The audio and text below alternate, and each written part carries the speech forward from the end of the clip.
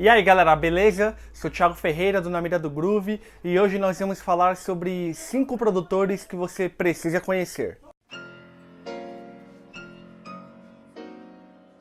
Quando se fala de produtor musical, é preciso ter em mente que nem todos trabalham da mesma forma. Alguns têm uma característica mais próxima do engenheiro de som, outros têm uma característica que assemelha a um empresário que está ali junto ao músico em todo momento e que a produção acaba sendo uma extensão do trabalho dele.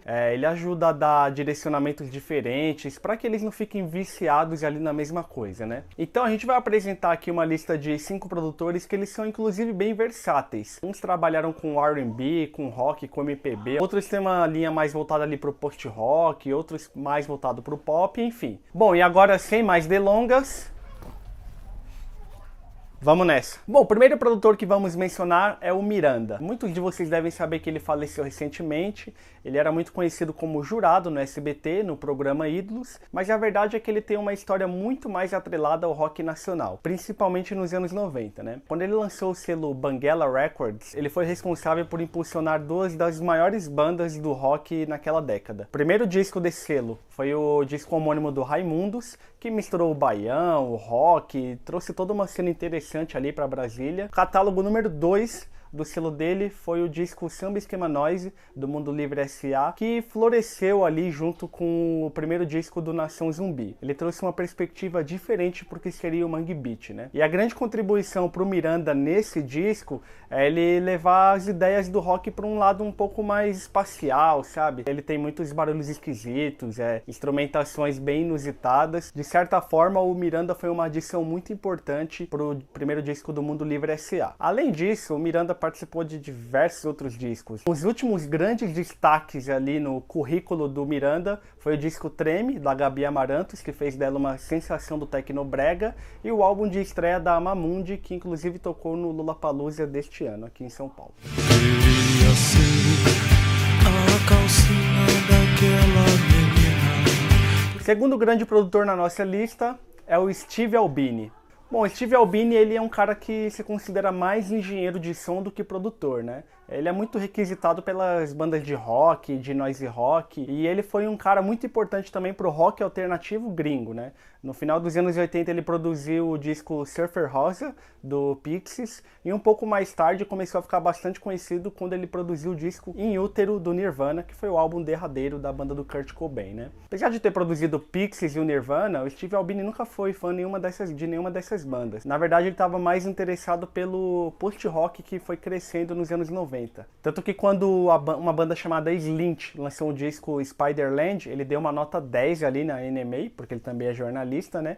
E ele falou que o post-rock era o grande movimento que estava para surgir ainda nas décadas seguintes. Tanto que depois ele trabalhou com bandas importantes do gênero, como o Godspeed, o Black Emperor e o Mogwai. Além disso, o Steve Albini ele diversificou bastante o portfólio dele. Tanto que ele trabalhou com a Joanna Nilsson, que é um tipo de psych folk, e também trabalhou com o The Jesus Lizard, que é um tipo de noise rock totalmente antagônico entre os dois, né? Até hoje ele continua a atividade e fazendo muito barulho por aí.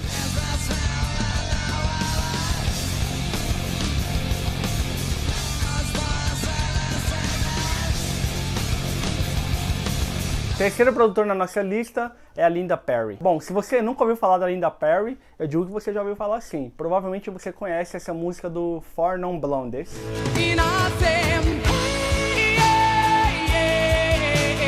Bom, a Linda Perry, ela é filha de pai português e mãe brasileira. Inclusive, ela chegou a morar por aqui durante uns tempos, né?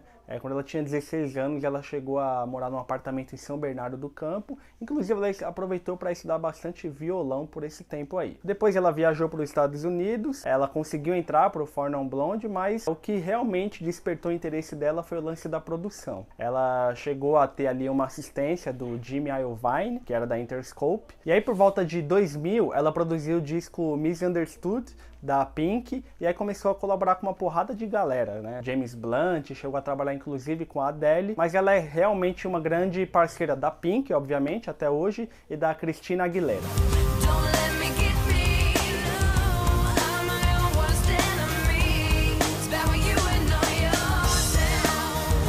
O Quarto produtor na nossa lista é o Rick Rubin. Nos anos 80, o Rick Rubin ele era um mero estudante ali da Universidade de Nova York, até que ele ficou fascinado com o hip hop. Então ele começou a pesquisar bastante sobre esse mundo, e aí ele chegou a travar contato com LL Cool J e começou a fazer os primeiros trabalhos dele de produção. Mas o primeiro grande achado dele foram os Beastie Boys. Ele produziu o álbum Licensed to Ill, isso depois de ter trabalhado com Run DMC e ter juntado forças ali para criar o Walk This Way com o Aerosmith, que na verdade estava meio sumidinho ali nos anos 80, depois de um período fértil ali nos anos 70. Depois disso, o Rick Rubin, que na verdade começou a ser sócio ali da Def Jam, passou a gravar também em bandas de rock. Ele trabalhou com Red Hot Chili Pepper, com Slayer, com System of a Down, e assim foi indo até chegar nos anos 2000 e meio que revolucionar a carreira do Johnny Cash. Foi ele que deu a ideia dele gravar Hurt, do Nine Inch Nails, e o resultado, meu... And you could have it all. My empire of dirt.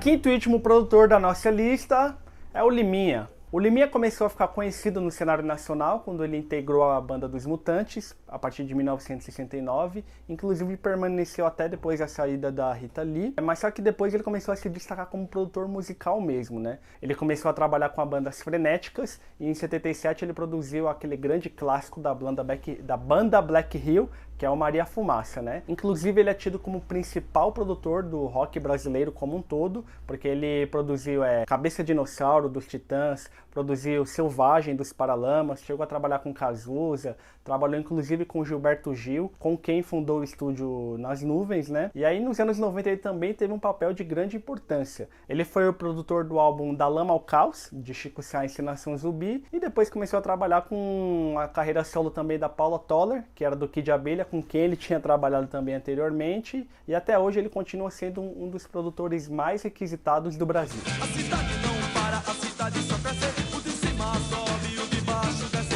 A cidade não para, a cidade só cresce, o de cima sobe, o de baixo desce. Bom, galera, então é isso aí. A ideia foi trazer um panorama dos produtores, da diferenciação entre eles e de quanto eles influenciaram trabalhos importantes. Eu queria agradecer a vocês, porque chegamos aos 500 inscritos,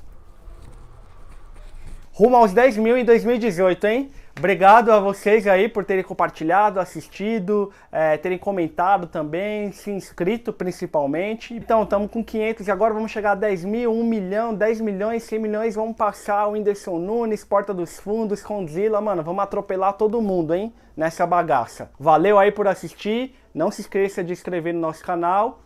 Um beijo pra você e até o próximo vídeo. A cidade se encontra prostituída por aqueles que a ousar em busca de saída, ilusora de pessoas de outros lugares. A cidade, sua fama vai além dos